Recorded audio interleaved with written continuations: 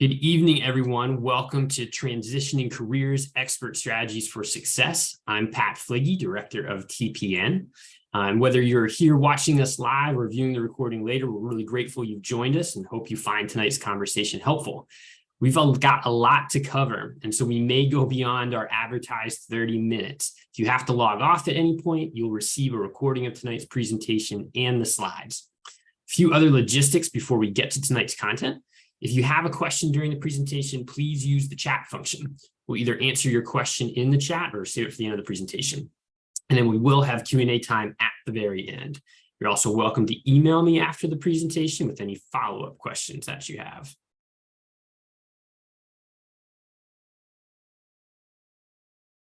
Okay, so tonight's agenda, we're going to start with determining career direction. One of the biggest things that you'll have to do as you're thinking about or contemplating an industry shift. We'll then talk about how you evaluate possible careers, some key principles that are unique to industry changers, talk about networking specifically and staying organized in this process. And then we're going to get some real life perspectives from Temple alums who have had to go through career transitions and have done so successfully. And then tonight we'll finish talking about the TPN tools that you all have access to help you in your career progression. So again, this is a packed agenda. The goal tonight is we want to give you enough to get started in this process. The slides that you'll see tonight and that you'll be sent after the program have a lot of great reference points that you can refer back to. So there's lots of links that are in there. Basically anything you see in red that's underlined often links to either a resource or a video that's created to go a little bit deeper on a specific topic.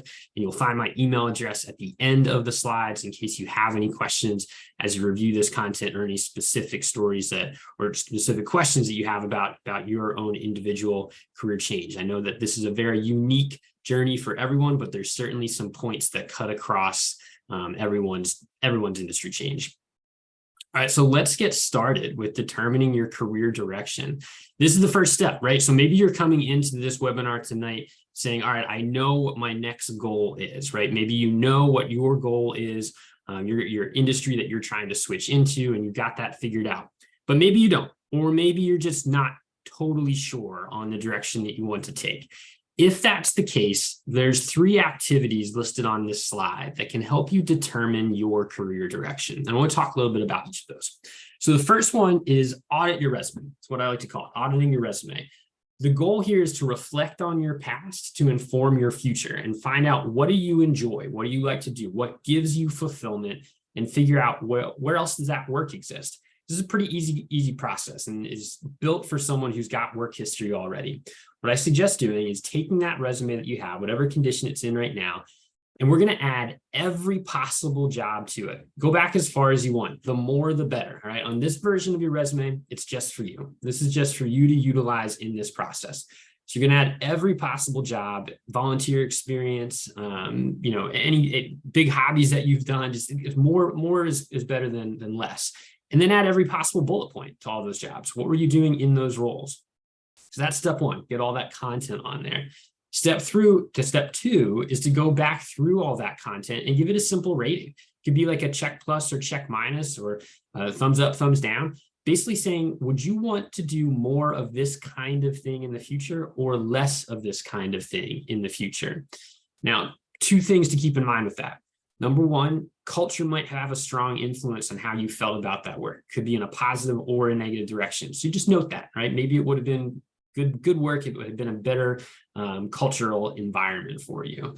The second thing you want to think about too is zoom out to the bigger picture skill, right? I think that's particularly important for an industry changer, right? Maybe you don't want to be doing sales anymore, but you did like the human element of that interaction, right? You really enjoyed the interacting with people. So note that was the positive there. And maybe the negative was the convincing aspect of that bullet point or that job. So this starts to give you a sense based on your own experience. What do you like or what do you dislike? Now, similar, if you are currently working in a job and you're just feeling like, all right, I just don't think this is right for me. I think I need to make a shift. You can evaluate your current work by intentionally observing your own workday. Right? What I like to do is keep a journal or a note in my phone. And for about 2 weeks, I try to track the times when I'm in a flow state and when I'm not, right? And if you've not heard of a flow state before, think of the projects or the times or the meetings where time just disappears. right? You're working on a project and time simply disappears. You get lost in it because you're enjoying it so much. versus those interactions where time seems to stop and stand still, right? And you're just stuck and it feels like I've been working on this for hours and it's only been 20 minutes. Track that for 2 weeks. The trick is not to analyze it. You just want to pay attention. Am I feeling on a high or on a low based off of this project, this meeting, this assignment, this email I got? Sort of look for those triggers for when your energy level changes. Then after 2 weeks, go back and look and see what fell into each column. Are there patterns that you pick up on? Are there confirmations of your gut instincts or maybe surprises that you didn't realize? I did this once and found that one specific regular meeting I had was really triggering, put me in a bad mood, and everything in the rest of that day was a real damper for me. So it just helped me reframe some things. But that again can help you seek those larger themes, right? What is it? What's the bigger picture skill that you're using in those times where you feel fulfilled? And how can you start to identify other careers that have that too? Third point here on determining your career direction is a career self-assessment, right? Using this for inspiration, not determination. That's really important. This doesn't have to determine what you are doing, all right? The career self-assessment one that I like is ONET's My Next Move. I think this is particularly helpful if you're really stuck and can't think creatively about what are the other jobs out there. So those are 3 activities you can try for determining your career direction. Questions about those after the end, please let me know. And each of those bullet points does link to a little bit deeper dive on that information. Now let's think about how you evaluate either your current job or your potential job. That's a question that I often hear, right? How do I figure out what do I like? What do I dislike? I like to think about it through 4 lenses or 4 different categories, and that's listed here on this slide. So mission is what's the organization's overall goal, right? If we think about Temple University, Temple's goal is to educate people, right? That's their overall goal. Your function at that employer could be really in line with that mission or not. Temple's got professors, that's perfectly aligned, but Temple has marketers and communications folks and accountants and business office people, and maybe they want to play that functional role at a mission-driven organization that aligns, or maybe not. So thinking about how important is that mission and how important is it that aligns with your function or not. Third point is culture, right? What does it feel like to be part of that team? I think culture is most apparent when it's in a really strong state, either positive or negative. And if anyone's ever had a challenging work culture environment, you know what that means, right? But thinking about, is this the right culture for me? Because it could be 2 organizations that have the same mission, 2 roles that have the same function, but just a very different cultural experience.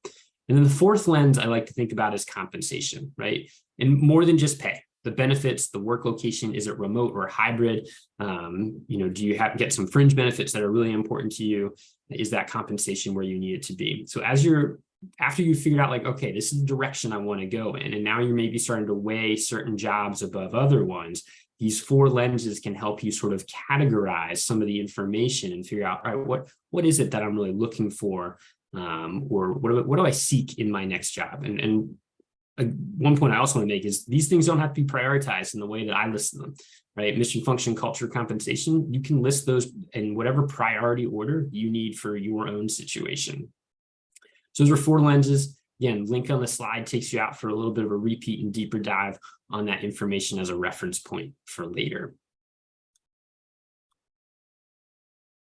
So let's get into some key principles for industry changers, right? When I think about these topics, these 4 things jump to my mind right away because I think they're really important if you're contemplating an industry change. And the first one, something I always think about is, can you make this a 2-step process, right? Can you sort of free yourself from having to make one big leap into your target industry? So your small step 1, can you change maybe just the function or the mission? If we think about that last slide, right? So maybe you're in marketing and you would really love to get into customer success in the tech world. Well, instead of making that big leap right into that customer success role, could your first leap be, well, could I find a marketing job in that tech company, right? Or could you find a customer success role at the current company you're at, right? Can you just change one variable before you think about taking that bigger leap towards the larger one? I know that's tough, right? That's tough to think about. All right, I really want to get to my goal, right? That's where I want to end up. But if you can maybe break it down and think about, well, what's the next smaller step that gets me closer to it? That can help you out in the long run. The second thing that you have to be, and this can be painful to hear, but is to be realistic with your goals when you're thinking about an industry change.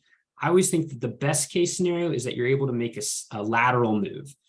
Title, some people are really focused on title. Titles can be really variable across different industries, even sometimes within the same industry, titles can be really variable. So thinking about how important are certain words in your title and what does that really equate to in your target industry. But I think this often comes into play in salary, right? Or which is sometimes pinned to your experience level and what that title is. The best case scenario, I think, in most places is that you make a lateral move along these measures. But then you prove that your learning curve isn't steep, right? That you are not a risky bet for that employer to take on you, and you can quickly make up the difference that you might have had. I know sometimes folks ask, like, well, do I have to go all the way back to entry level for this industry change? Usually I would say that's not the case unless you are closer to entry level at the beginning. Sometimes it is a question of credentials or licensing and certifications that can be really specific to some industries. So you might have to do your research into those kinds of things, but just being realistic about what is this challenge in front of me and what are the steps it's going to take to get there. Now, the third key principle that I think is really important for industry changers is when it comes to your resume, focusing on those bigger picture skills and making it industry agnostic. I saw another career coach out there, he used that term. I thought it was really helpful. Right? If you think about your resume in its current state, right, it probably uses a lot of jargon, a lot of information that's specific to your industry, to your company. As you're trying to make this change, this big switch to a new industry, how can you zoom out to those bigger picture skills? Now, I'll talk about how networking comes into play with this in a moment. I'll acknowledge that this is tough, right? I think about career development all the time. I think updating a resume is one of the hardest things you can do. I had to do it for myself not long ago, and I struggled with it, and I had to sit down and talk it out with someone. That's probably your best strategy here, to say, okay, if I'm doing this really specific skill in my current job, what's the bigger picture thing that this kind of fits into, and how can I describe that in terms that aren't so jargon heavy, but maybe speak to those bigger picture skills that you do have, and still acknowledging the results you created, but putting it in terms of your target industry. Fourth point here, cover letters are your friend. That might be another difficult bullet for some people to read. I know that can be a tough part of any job application, but I think a challenge for an industry changer is getting to tell your narrative, right? Because you're in an applicant pool where there's lots of linear candidates, people that sort of had that natural preceding job on there.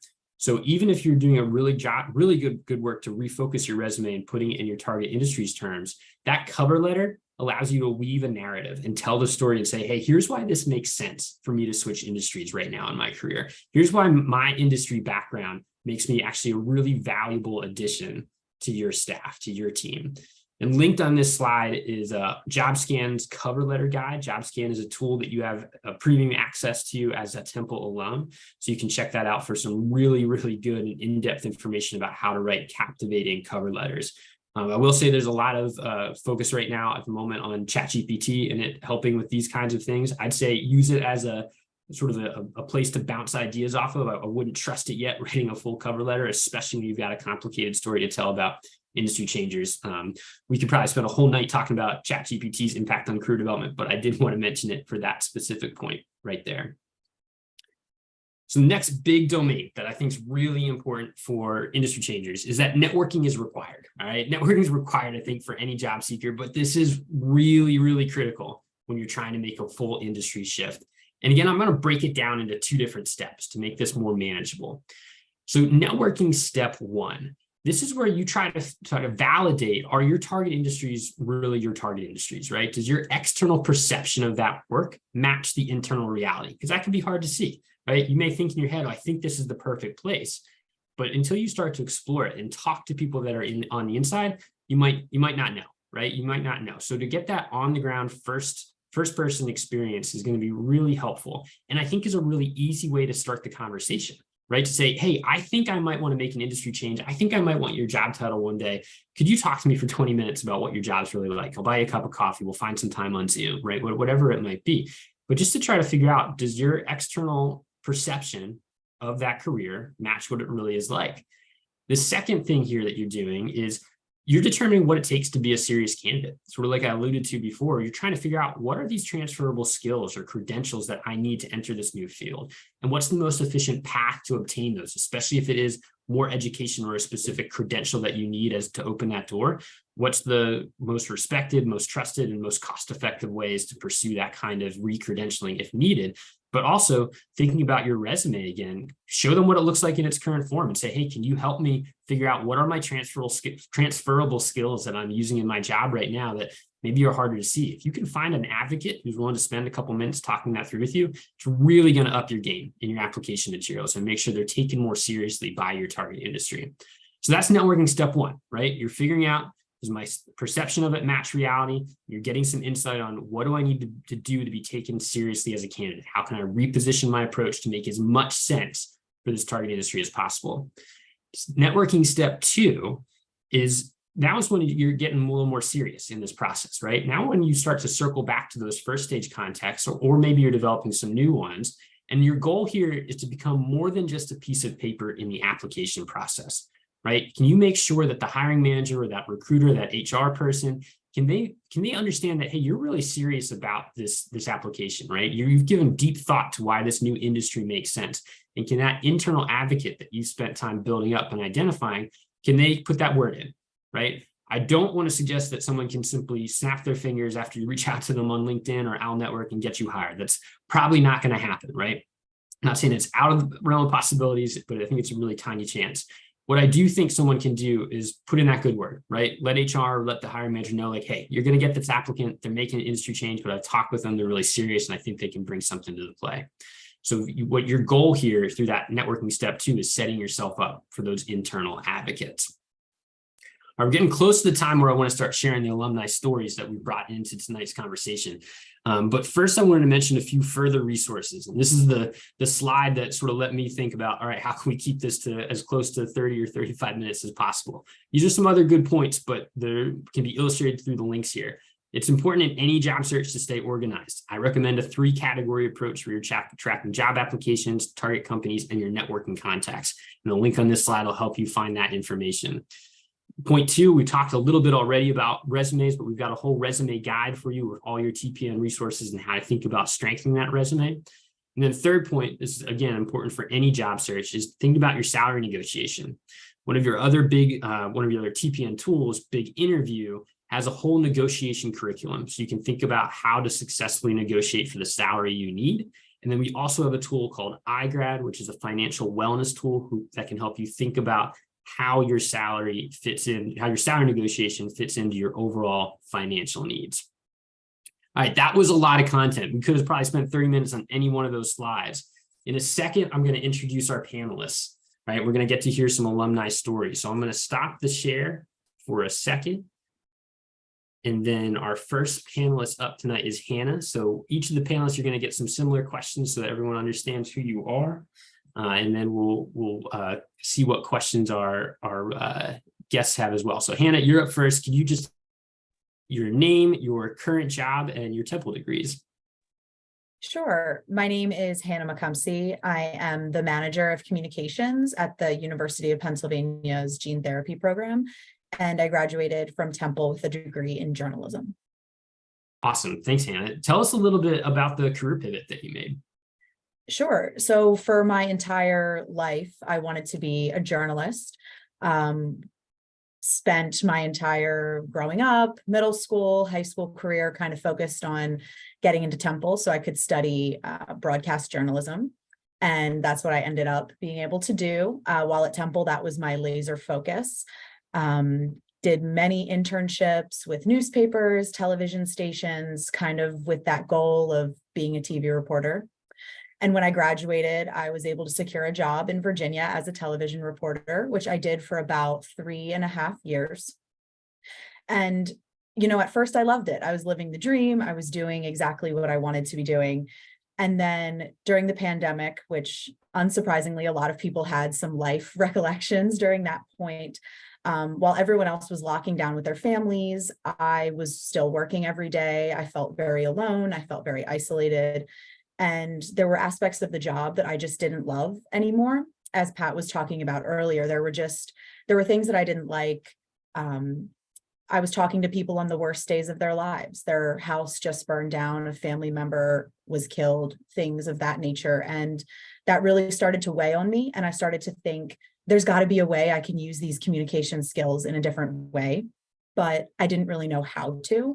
So kind of going along with some of the stuff Pat was saying, I really relied on my Temple network and people that didn't have any connections to the type of communication job I was looking for. I just took calls with them. I asked if they could meet virtually and I could pick their brain about what they were doing. I met with people in public relations. I met with people in university life to just kind of figure out what else was out there. And I really had to adjust my resume because it was very focused on news and television and broadcasting. And I had to make it a little bit more general. But I was able to use my transferable skills and really kind of market myself. And I was able to land the job that I have now with the University of Pennsylvania, doing marketing and communications. So I'm still able to use the skills and the storytelling that I love, just in a different way and in a way that feels more comfortable for me. Thanks, Anna. And if I could just ask you to expand on a little bit, can you talk a little bit more about just coming to terms with that fact that, hey, what you thought you were going to do and what you at one point considered like this is the goal was going to change, and talk a little bit more about how that, how you handle that. Yeah, I think for a while I was in denial, right? Like I'd spent my whole life working really hard and having this dream, and my whole family was very supportive of this dream, and they were very proud that I, was able to make it happen for myself.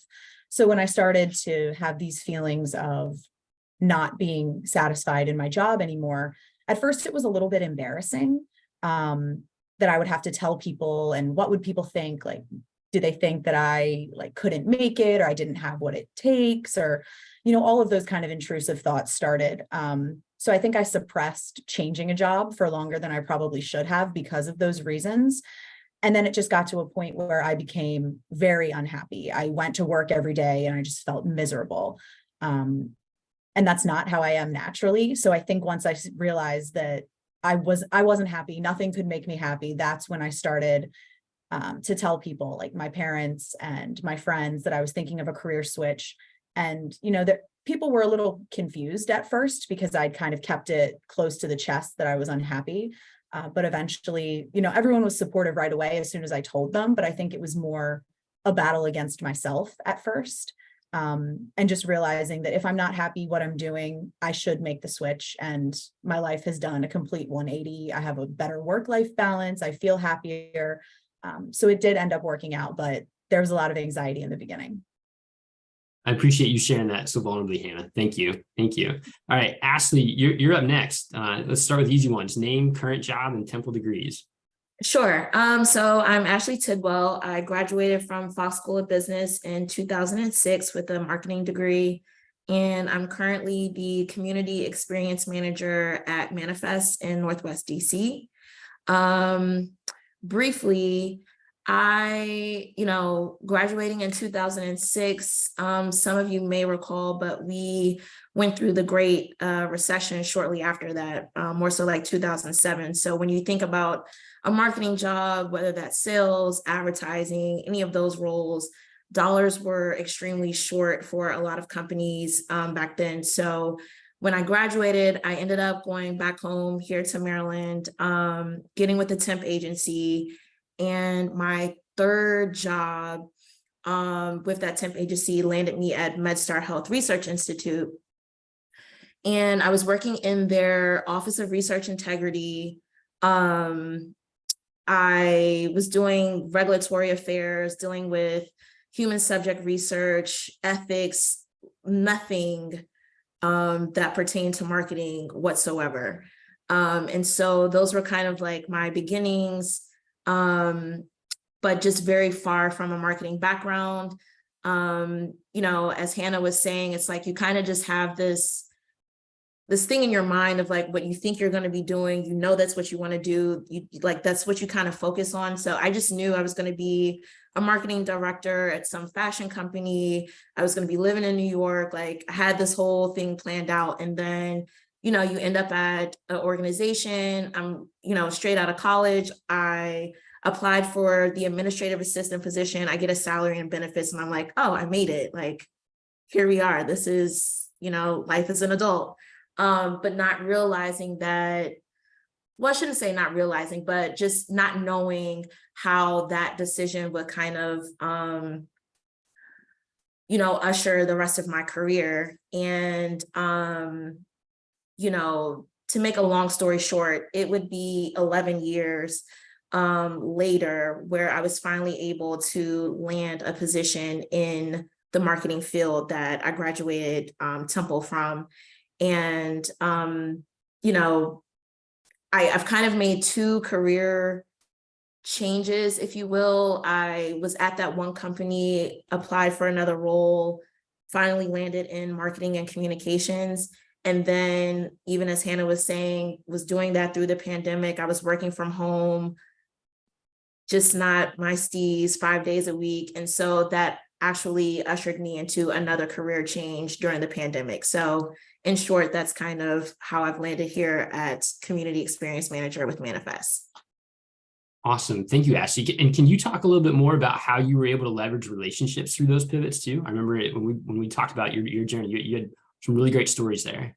Yeah, sure. So as anyone can imagine, working with an organization for that long of time, I was actually, that's one of the greatest things that I can take away from that, that role, is just being able to have networked with so many people, different departments, the break room, getting coffee, you know, just talking about any and everything.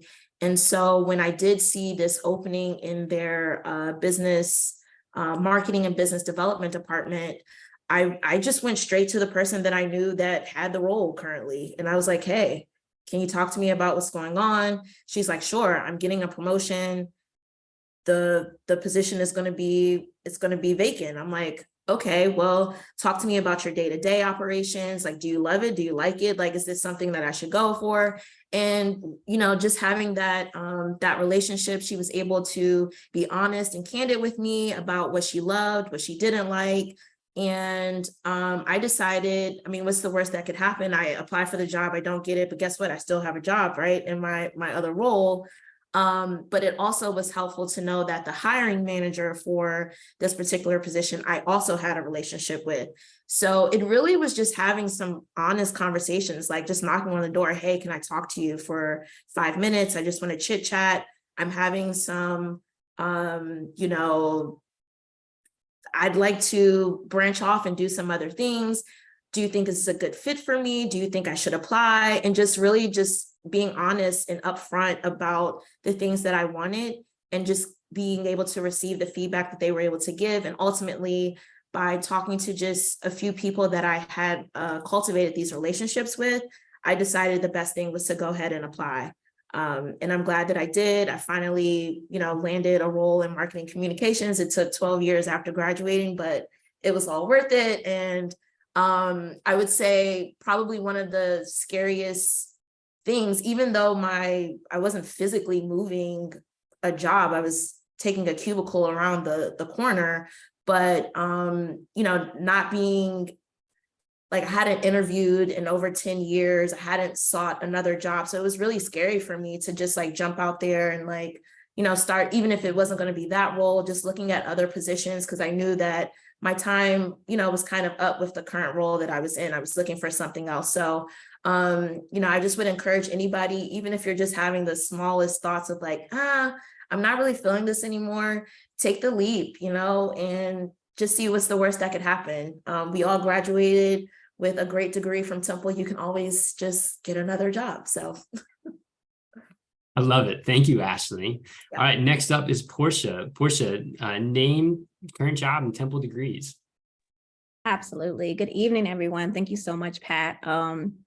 My name is Portia Fillard. Graduated from Temple some time ago. My degrees are in African American Studies and Education, actually. So right now, I actually am the owner and principal of my own consulting firm called MOV Solutions. So I guess I just jumped right in and tell that story, right? Yeah, go ahead. Tell us about those career pivots. Absolutely. So this will be fun. So Sadiq is actually one of my best friends. He can tell you guys if I'm lying or not, but I promise you I'll stay as close to the truth as possible. And we met at Temple. So talking about network and, you know, the awesome network at Temple. So I'm Philly born and raised. As I said, I always wanted to be a teacher. So came to Temple to study elementary education, wanted to teach in Philadelphia public school systems. But honestly, during my time at Temple and studying education, I kind of felt, I felt that a lot of the classes that I was taking wasn't really weren't really preparing me to teach Black and Brown students at the time. And so that's when I pivoted and did a double major in African American studies to really help to position to address, the educational experience of the students that I wanted to serve. And at the time, at my time at Temple, I had an internship at school, 440 School District of Philadelphia, the administrative building. And so that was a really unique experience for me because it was a combined experience of the academic component. So of course, being in my classes and courses, then I did my student teaching as well. And then I was also interning at the administrative building of the system that I wanted to work in. So kind of just a very, like I said, unique experience all at the same time. From there, I went ahead and got my master's in elementary education. And then I went to teaching. So I taught for about 2.5 years in total, spent some time in public school as well as charter schools. And I got to a point where I loved teaching, loved working with kids, but I really felt that I wanted to make an impact on more of a macro level, but I didn't know what that looked like. So I started having conversations with a few individuals. I have aunts who were teachers and things of that nature. And at the time I had a really great mentor, and she was doing a lot of work in education reform. And just talking to her, I just came to realize and learn how the public, private, and government sectors work together, how they don't work together, and how that impacts education. And then in turn, how that impacts almost everything that we deal with as individuals, as for students, for families all over. And so I worked with her for about 5 years, maybe, and really had experience in organizational development, working with nonprofits, also doing some government relations work. So again, building those relationships with your local, state, and even federal officials, and how those opportunities and how those resources pour into communities. And then also working in private sector, so understanding how philanthropy works, so how corporate organizations, how foundations and individuals pour resources into impactful work. And again, how that really can transform and push policy, provide resources to underserved communities, and just really understanding that world. So from there, I pivoted into nonprofit. I ran a nonprofit for about 4 years. Learned a whole lot, pretty much a startup nonprofit. And it was me, a team of one. I had interns from Temple occasionally. And so that was awesome. But really, I think that was the time that probably really started my entrepreneurial journey, even though I didn't realize it and I wasn't looking to do that. But really learning how to build systems and structures for organization, what worked, what didn't work, and how to leverage resources that were at your disposal to help you achieve your mission and your vision. And then from there, I hit a plateau, kind of how everyone shared, you hit this moment where it's just something is missing. I didn't know what that was, but I did feel that I didn't have space to grow. Being a team of one, it was still a new career path for me. And I knew I needed to learn more, and I knew I wanted to engage in thought partnership and just be in space where I could have a mentor, career-wise, just really be in a space where I could engage with other people and learn. So I left my nonprofit job with, I had some job opportunities that didn't come through, but I didn't have a plan. And I used that time to really engage the network that I had built up until that point.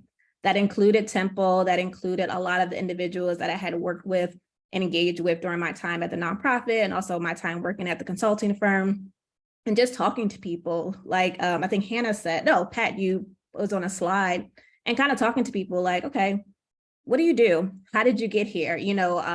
I feel that I learned at that time, there are so many quote unquote non-traditional career paths that aren't really exposed to us. I feel like when I went to Temple, and just from where I came from, my culture and background, it was really like doctor, lawyer, teacher, these very straightforward career paths, and kind of just understanding that there are just so many other opportunities, and learning how your passions and skills can make you qualified, more than qualified, and applicable in those spaces. So I did that for 10 months. And also had people pour into me, which really also built my confidence and showed me like, you have done a lot thus far, helping me to better have an understanding of how to communicate my skills. So building my resume and having people review my resume and telling me how to better communicate some of the career achievements that I achieved that far. And so then I made the transition into corporate, and I worked for a consulting firm that worked with nonprofits. So on the other side of nonprofit space, if you will, and just really learned how to use my skills that I had built up to that point to engage the clients that I work with and really help them to create strategies for them to be successful in their spaces. After a period of time, I learned that corporate was not for me. Because for me, at the heart of it all, it always is going to be community impact and education. And just in that space, I didn't feel that I was directly working with the communities that were most important to me. So I took a leap of faith, stepped out on my own. And so it's actually just been a full year in April since I've had my own consulting firm. And it's really positioned me to work with nonprofits as well as some for-profit organizations to help them develop strategies and systems to achieve their mission and their goals and experience growth and sustainability. Awesome. Thank you, Portia. I feel like that story illustrates like you've been attached to this mission for such a long time, but you've experienced it at the micro level in the classroom and now at the macro systems level. So if there's one thing I can ask you to expand on just a little bit is how did you figure out what those transferable skills were as you made those leaps up that ladder, up that system level? Yeah, absolutely. It was definitely talking to people who I feel like sometimes we're our biggest critic and we are just really hard on ourselves and we don't really take the time to step back and appreciate all that we have done. And just, people challenge me like, okay, well, tell me what you have done so far. And they really help me to see my skills in a different lens set. And then even for me, I came to see how my core passion and for education, for teaching, that still exists in the way that I've operated and owned those skills. So in teaching, I feel like I've always wanted to create an experience for students to achieve their best. And the same goes for the way that in which I engage my clients. So you're creating a pathway to help your students get from point A to point B. And that's literally the same thing that I'm doing with my clients, really having a good understanding of what their strengths are, what their challenges are, and helping them create a map and a guide to achieve what their goals are, and recognizing that each client is different, just like each student was different, and really just pouring that passion into my clients as I did with my students as well. Fantastic. Thank you. I appreciate you sharing that story as well, Portia. And now, batting last year, a cleanup, Sadiq, you're up. Could you give us name, current job, and your Temple degrees, and we'll dive into your story too. Yes. Good evening, everyone. Pat, thanks again. My name is Sadiq Stewart. I am a proud graduate of the class of 2012. My degree is in athletic training, actually. I have actually never used my degree, so I've kind of been switching careers since I got my degree. I would say most of my career has been in business development. For the bulk of my professional experiences in business development, I sold commercial insurance for 8 years. Long story short, when the pandemic hit, I had just transitioned to a new firm. They had pretty much a last in, first out sort of thing going. They downsized the company 30%. I was one of the guys that got chopped. Gave me a pretty fair severance package. With my severance package came a non-compete, which kind of meant that I couldn't sell insurance anymore. And so I kind of sat around and I collected my severance for a while, and the government was being very, very generous, and I didn't really find a need to go and find work. But at a certain point, I got bored, and I started thinking, what could I do to kind of get back into the workforce, and came up with this bright idea of getting into construction. So a little background on myself, I guess. Growing up, a lot of my family and friends do construction, a lot of rehab, flipping houses and things like that. So I have been involved with that since I was a teenager. And I just was thinking, like, what can I do to kind of make a job out of this? I did end up taking a course and getting a project management certification, which come to find out is pretty highly sought after. And I got that in December of 2020, after being laid off in April of 2020. And then I took a job building houses for what you guys probably know as Ryan Homes. Absolutely hated it. Big box cookie cutter stuff. I was there for maybe 6 months. And to a point that Pat made, I kind of took a step back. I looked around, started just looking on all these construction forums and things like that. And the company that I work for now, BFW Group, I saw that they were hiring on the forum. The gentleman that owns BFW Group, I actually tried to sell him some insurance. So like I had his personal contact and I reached out. He blew me off for a while, but told me to send me his resume. Told me to send him my resume, excuse me. And then he read my resume and he was like, "Oh wow, you actually are like a decent candidate for a role that I have." And he literally hired me in 2 weeks. Paid me the money that I was asking for. And the rest is pretty much just been off to the races. So in my current role, I am the lead project manager on a $7 million air handler renovation project at the University of Pennsylvania, which is it's a pretty big deal. It's a pretty big deal. And that's what I got.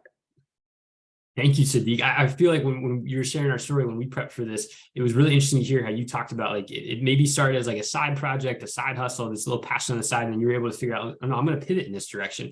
How did you make some of those choices? Just talk to us a little bit more about, I feel like it's not just you stumbled into that project management certificate, but how did you sort of think about that in an intentional way?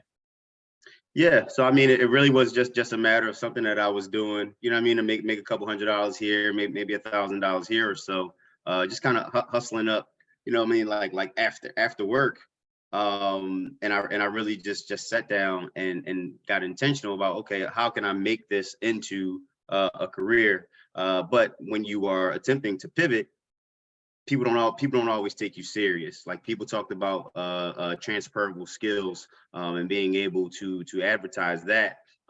One of the reasons why I went and got the certification was to be able to tell the story of like, hey, you know what? I'm actually serious about managing projects. I have this skill set. I have these certifications. And another thing that actually worked in my favor, I believe Hannah talked about it might have been Ashley, actually, I'm not sure. Talked about being able to tell your story and creating a narrative. I was doing some volunteer work for an HR organization. I don't know if anybody's familiar with SHRM, but one of the women on SHRM actually took some time out to help me with my resume. And I mean, if I could send you guys my resume, I couldn't have built it. I couldn't have built it on my own. And it's not this typical chronological, like, hey, I worked here and I did this and then I left and I went here and it just told this story and it made me look like this really cool person. And it worked out. See, you don't just look like a cool person, you are a cool person. I think we can all vouch for that here. All right. So you can own that. But thank you for sharing that story. I know we're way over the advertised time limit. I hope everyone found those stories really valuable and inspiring. There's like 2 more slides. I'm going to show them in the quickest way possible because I do reference other information that you can dive into. And then we'll see what questions we have from the crowd. So through tonight, the topics we talked about, the practices we talked about for industry change in specifically or job changes in general, you have access to some career management tools that can help you accelerate this process, right? You can access all of these via your Temple email. Each of their names here will link to what they are. Owl Network is a Temple-only networking platform, lets you directly message fellow owls. You can sort of skip that connection request state. I like to use it in conjunction with LinkedIn. Career Shift is a job search organizer and aggregator. It's going to put together thousands of job postings from multiple job boards in one place, helps you research your target companies, identify contact info of people at those companies. JobScan is a resume and cover letter analysis tool. So if you don't have Sadiq's hookup with someone in HR that can give you that insider information, JobScan is going to give you a really great analysis of how well your documents are aligning for your target industry, which again, like we talked about before, can be really tough for an industry changer to make sure that jargon is put in the right place. But JobScan can help you figure out how to reposition things. And then last on this list, Big Interview. It's a virtual interview practice system. So if you land an interview at the end of the day, you can log into Big Interview, go through common questions, industry specific questions, and do whatever prep you need to do to make sure that you're ready for that job interview.